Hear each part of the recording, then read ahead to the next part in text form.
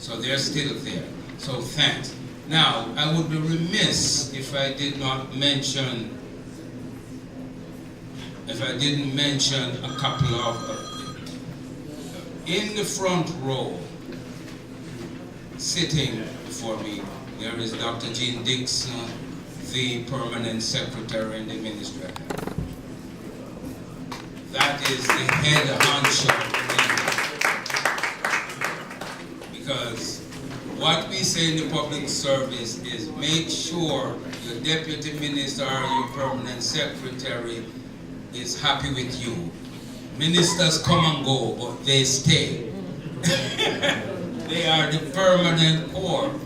The minister can fire you, but the permanent secretary can. And so this is... I'm retired now, so it's okay. However, that's the lingo. And sitting beside her is the face of the ministry to the diaspora, Miss Avagay Timberlake.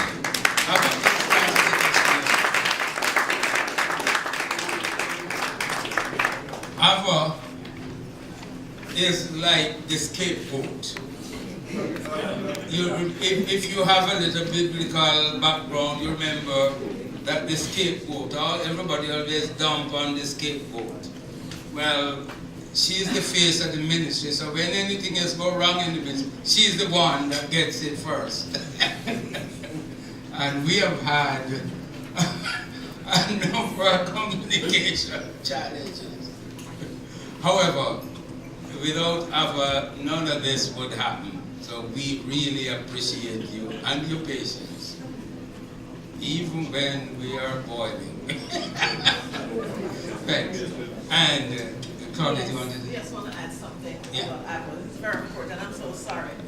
Avagay Timberlake, a part of this whole health sector initiative, came a unit called International Cooperation Unit, because we voiced our concern that it was so frustrating.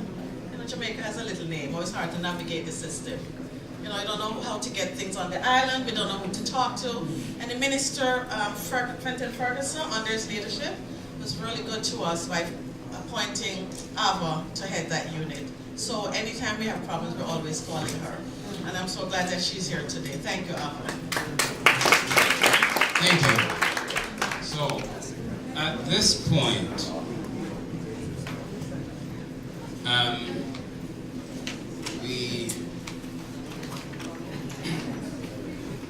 at this point in time, we were expecting Minister Ferguson to address us. Yesterday afternoon, about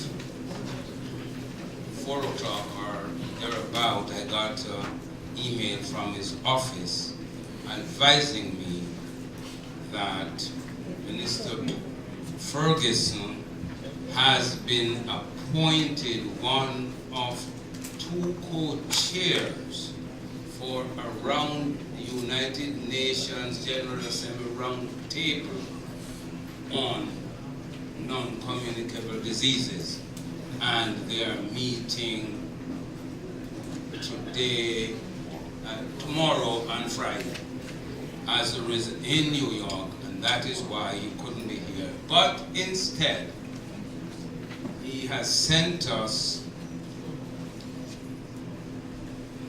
Health Minister of State in the Prime Minister's office, the Honorable Luther Buchanan, and so we are going to call on him to address it.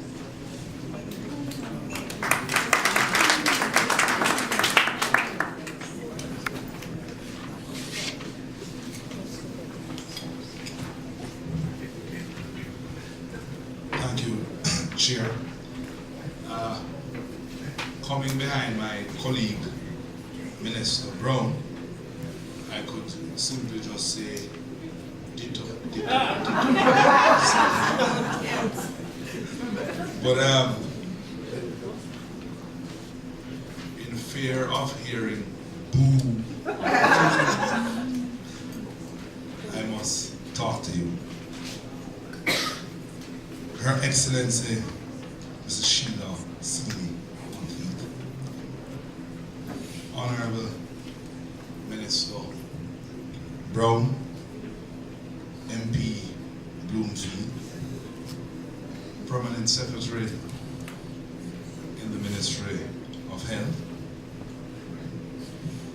and of course, Miss Timberlake, Professor Yin, Mr.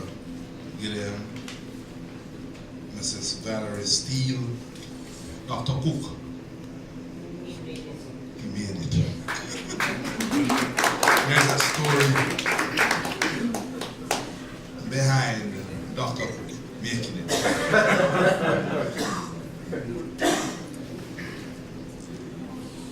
The Consul General,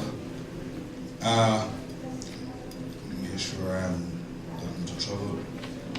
Well, we heard that there were 3 million Jamaicans abroad, and of course we may have to clear them of customs. Mr. Reese.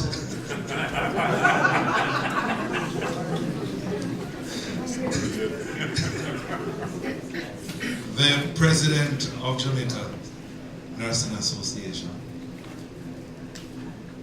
and distinguished ladies and gentlemen, I must also acknowledge the performance of Mrs. Allen and say a big thank you to her for using Minister Brown as an example.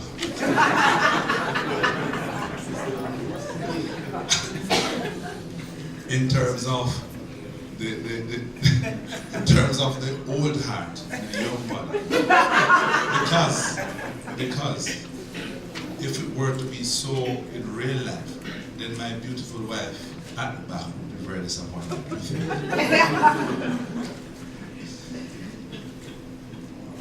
Let me just say, with all sincerity, from the Ministry of Health and our Honorable Minister, Dr. Ferguson, on behalf of Jamaica, that we really appreciate your partnership and assistance. And of course, his absence was explained, and so I have gotten this awesome opportunity to meet you beautiful Jamaicans in the diaspora. But you're all aware of the many challenges and also our ability to alleviate some of our challenges because of your interventions. However, tomorrow when I speak, I will speak more about same. The reality is that within the Ministry of Health, we have had what I would consider some efficiency gains. For example, the takeover of our pharmacies by NHF, waiting time significantly reduced in many of our hospitals and clinics. Our electronic patient record system that is being rolled out, our centers of excellence that is being rolled out, and our health card systems. As we move forward at the Ministry of Health, and let me just hasten also to say that whereas I've been a part of the executive arm of the government since my political party became the administration, and I have been since then at the office of the Prime Minister as Minister of State with responsibilities for disaster risk reduction and now new rural development, and even newer is the assignment to the Ministry of Health with responsibilities for primary healthcare infrastructure.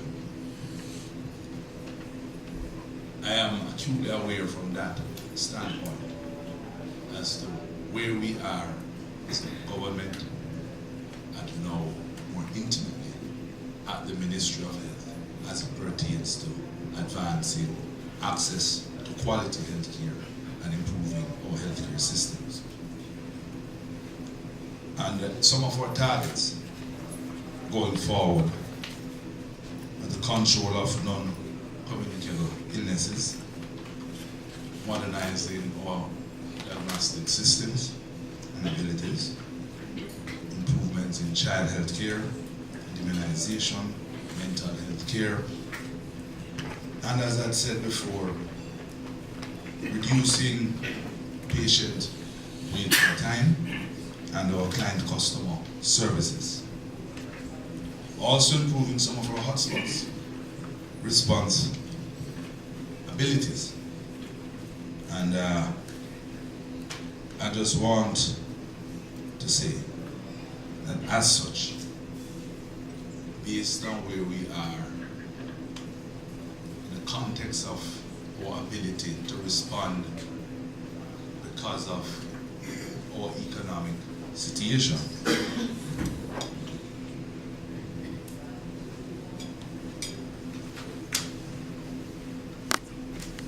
we are happy for the partnership, collaboration, the holding of hands with the diaspora, with the Ministry of Health. And I consider this occasion an occasion that will help to foster a greater bond between us. At present too, I spoke earlier of my responsibilities in the office of the Prime Minister, which has to do with rural development. And the Prime Minister has established a rural development task force to really look in a serious way at how we build out rural Jamaica, unlocking the full potential of rural Jamaica, avoiding brain drain, migration into urban centers, etc. But you will agree with me that there is a nexus between healthcare and such a development approach.